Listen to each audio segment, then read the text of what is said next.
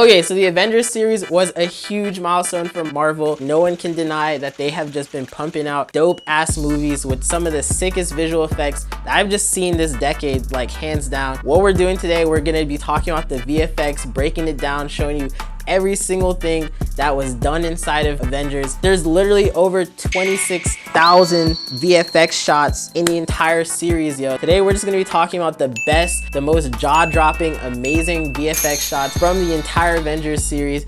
All right, I'm super excited for this. I know you are too, let's go.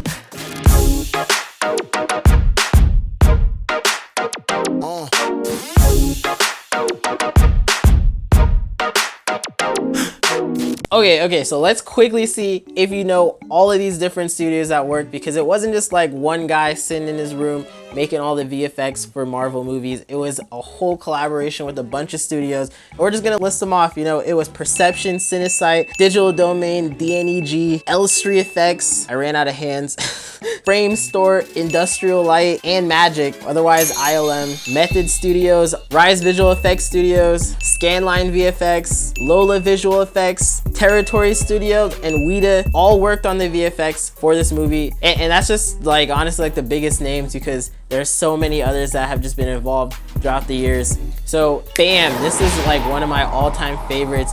It is the Thanos character, which surprisingly, like the amount of detail that they're able to get out of this is it just freaking blows my mind. But the guys over at Digital Domain did an awesome job, because they did over 400 shots in which Thanos was entirely CG. I mean, sure, they used an actual actor for it, but the character itself, yeah, all of those like pores that you're seeing, all the wrinkles that you're seeing, those are all done in CG. So they actually use Autodesk Maya for all of the modeling and rigging and animation. And then they use Vray for rendering and Houdini. Oh shoot, they actually use Houdini? No way. Yeah, they use Houdini. They use also their own custom tools called Masquerade and Direct Drive for being able to transfer the motion capture data to the actual CG character, which by far, I don't know if I've seen better motion capture being transferred. Even though Avatar did it like super well way back in the day, I'd say that Avengers hands down killed it when it came to Thanos. Like, what is that thing on this guy's chin? It's like he has 6 chins or some shit.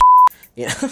Okay, next up are some super dope shots from Weta Digital, which pretty much handled that super dope Titan fight that you saw between Thanos and Doctor Strange and Star-Lord and Spiderman and Mantis and Drax and Iron. Holy f, they have so many characters in this. Yeah, they were able to do all of this with CG, and they had over 398 shots for them to do. But if you look at it closely, the amount of depth inside of each shot easily makes that like so much more work for them to have done. I think it's just super impressive that off the bat, when you're watching the movie, you can't tell at all that the city is not real, and yet these actors were having to give very convincing performances in practically almost entirely blue screen sets and green screen sets, fighting invisible monsters. And the way that they were able to do that in such a convincing way and have all of the interactions look realistic and all of the animations look realistic, just huge props to the guys over at Frame Store who created this super dramatic opening which just looks amazing. So it's really cool that all these different studios were able to collaborate with each other in order to make sure that they had a cohesive look for the different visual effects throughout it. So even though Weta worked on Thanos, Digital Domain also worked on Thanos, but they were able to collaborate for the over 200 or 550 shots, I think, actually,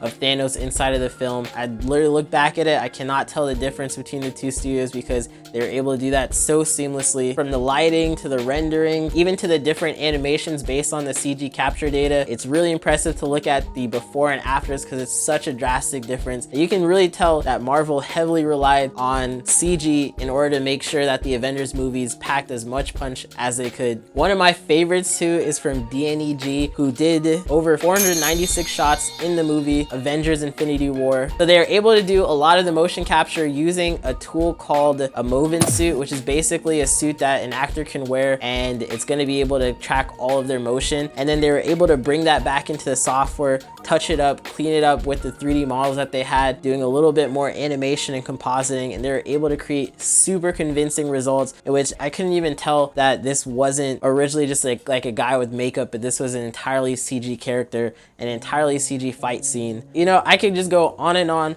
about all of this super dope effects in Avengers series, but why don't you guys just take a quick look at some of the before and after, just so you can see how much of a difference the CG makes when it comes to the film production process in the series like Avengers. Let's cue the montage. Bam.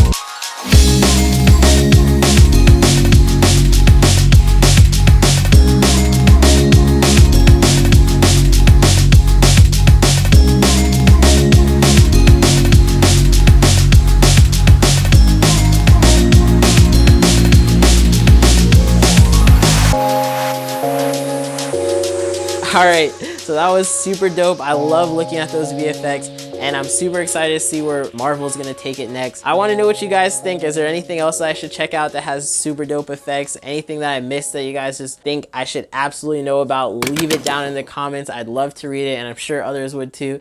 And as always, I hope to catch you in the next one. Peace.